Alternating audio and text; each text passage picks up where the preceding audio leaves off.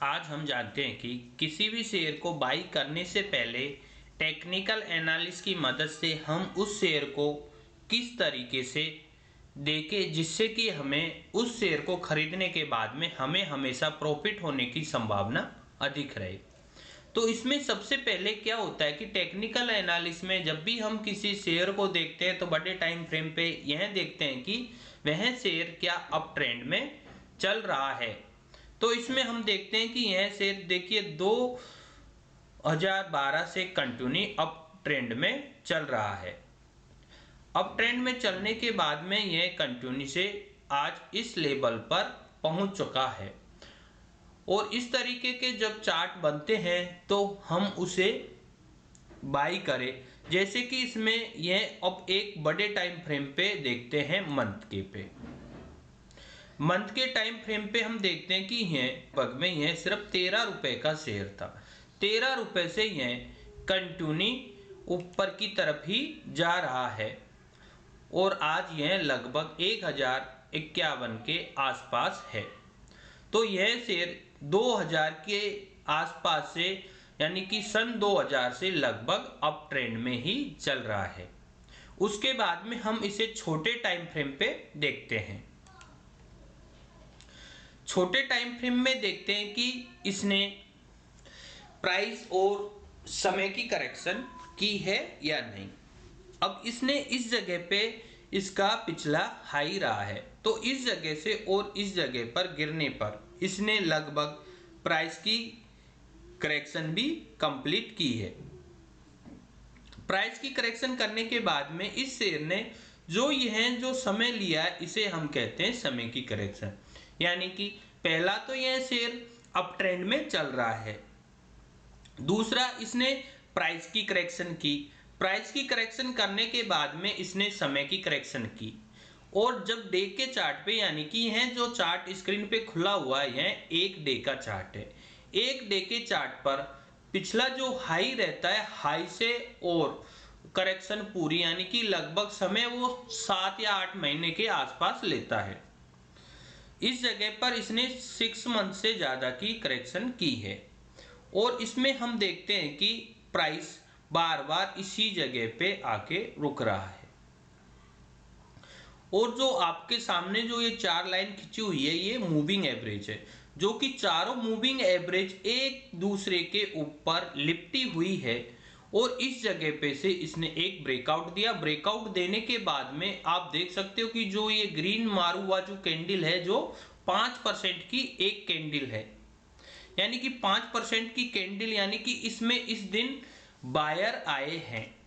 इस जगह पे जो बायर ने क्या किया है कि इन्होंने उस जगह में इसमें देखा कि यह पूरा शेयर अप ट्रेंड में चल रहा है। अप ट्रेंड में चलने के बाद में इसमें एक समय की ये प्राइस की करेक्शन आई, प्राइस की करेक्शन के बाद में इसने समय की करेक्शन की और उन्हें इस जगह पे अब उन्हें लग रहा है कि अब यह इस जगह से लगभग 50% के ऊपर जाएगा। तो इसमें क्या है कि जो बड़े इन्वेस्टर है वो इस जगह पे आए हैं जो कि उन्होंने एक 5% से ज्यादा की कैंडल में से इस शेयर में काम किया है और इतनी बड़ी कैंडल अगर ग्रीन मारू बाजू कैंडल बनी है तो स्वाभाविक है इसमें बड़े इन्वेस्टर तो आए ही हैं और वह जब इस जगह पे आए हैं तो उन्हें इसमें ये अच्छी तरीके से पता है कि यह शेयर अब 100% यानी कि लगभग संभावना अधिक है कि अब ये 50% रिटर्न देगा। यानी कि यह शेयर अब इस प्राइस से यानी कि 1000 के आसपास से यह शेयर निकला है तो इस जगह से यह लगभग 500 रुपए ऊपर की तरफ मूवमेंट देगा, यानी कि 1500 रुपए तक जाएगा। उसके बाद में यह शेयर वापिस दोबारा कुछ समय के लिए करेक्शन करेगा और कंटिन्यू ऊपर की तरफ चले जाएगा। तो हमें इसमें कुछ भी नहीं देखना, सीधा देखना है चार्ट खोल के स्क्रीन पे क्या यह शेयर अप ट्रेंड में चल रहा है। उसके बाद में छोटे टाइम फ्रेम पे जाके हमें देखना है कि इस शेयर में क्या करेक्शन चल रही है क्या। तो इसमें इस शेयर में इस जगह पे करेक्शन चली है और इस जगह पे पूरा करेक्शन खत्म करने के बाद में यह एक ब्रेकआउट दिया है जो कि बहुत अच्छा ब्रेकआउट माना जाता है कि जब ब्रेकआउट होते हैं तो हमेशा बड़ी बड़ी कैंडलों से ही ब्रेकआउट होते हैं, कभी भी छोटी कैंडलों से ब्रेकआउट नहीं होता। और अगर इसको मान लो वापिस घूमना है तो यह वापिस नीचे आ जाएगा। अगर इससे 50% का रिटर्न देना है तो ये अब रुकेगा नहीं, ये कंटिन्यू बड़ी बड़ी कैंडल बनाएगा, रोज 2%, 3%, 4% या कुछ रुकने के बाद में फिर दूसरे या तीसरे दिन के बाद में 5% की कैंडल, इस तरीके से चलेगा, तब जाके इसका 50% का रिटर्न आता है। और जो शेयर एक बार करेक्शन पूरी कर लेते हैं तो वह शेयर वापिस दोबारा नहीं रुकते, वह हमेशा ऊपर की तरफ जाते हैं। इससे पहले भी इस तरह का इसी में एक पैटर्न बना हुआ है जो कि मैं आपको दिखाते पे। उसके बाद में दोबारा यहाँ पे कैंडल बनी और इस जगह पे ब्रेकआउट दिया तो दो बड़ी बड़ी ग्रीन मारू बाजू कैंडल थी।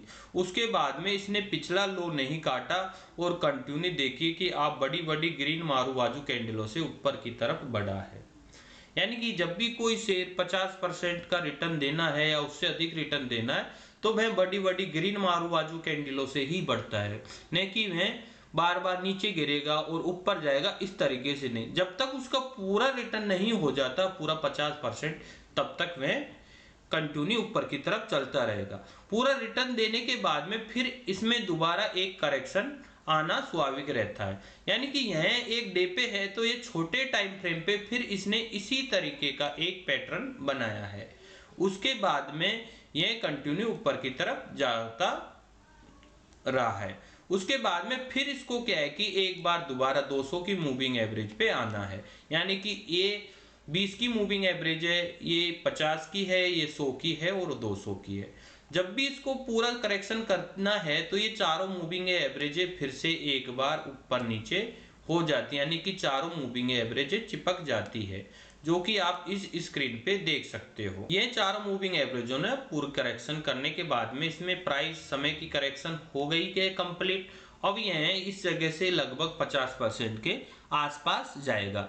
यानी कि इसमें हमें नुकसान की संभावना बहुत कम है और प्रॉफिट की संभावना बहुत अधिक है।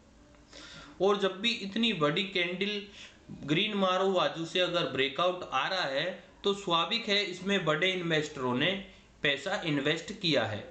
और जब बड़े इन्वेस्टर इस शेयर में पैसे इन्वेस्ट करेंगे तो वह स्वाभाविक है कम नॉलेज के साथ में कभी भी इन्वेस्ट नहीं करते। इसीलिए हमें इन बड़ी बड़ी कैंडलों को फॉलो करना है जिससे कि हमें उस शेयर को बाई करने पे हमें नुकसान की संभावना नहीं रहे। और हम जब भी किसी भी शेयर को अगर हम बाई करते हैं तो हमें हमेशा ग्रीन कैंडल में ही बाई करना है। जब तक उसमें रेड कैंडल चल रही है तो उसमें नहीं करना है। अब इसमें आप देख सकते हो कि इस जगह पे ये जो रेजिस्टेंस है इसको इसने एक ही दिन में पूरा काट दिया है। इस जगह से इस जो रेजिस्टेंस बन रहा था इसको इसने एक ही कैंडल में पूरा काट दिया तेजी से और इस जगह से इसने ब्रेकआउट दिया। अब ये अगली बार अगर जाता है तो लगभग 1200 को रेजिस्टेंस को काटने के बाद में ये 1500 रुपए तक जाएगा। इसीलिए आप इस तरीके से किसी भी शेयर को बाई करने से पहले उसे चार्ट पर देखने की कोशिश करें जिससे कि हमें उसमें नुकसान नहीं हो और उसमें करेक्शन किस तरीके की चल रही है और कितने टाइम फ्रेम पे हो सकता था यह वीक की करेक्शन भी होती। अगर वीक की करेक्शन होती तब भी उसमें लगभग 5 साल की करेक्शन होती है। इसलिए आप चार्ट पर अच्छी तरीके से समझें और साफ सुथरा समझने की कोशिश करें जिससे कि आपको शेयर में अधिक से अधिक लाभ हो। हम आपके लिए इसी तरीके से वीडियो डालते रहेंगे जिससे कि आपकी शेयर मार्केट में नॉलेज बढ़ती रहे।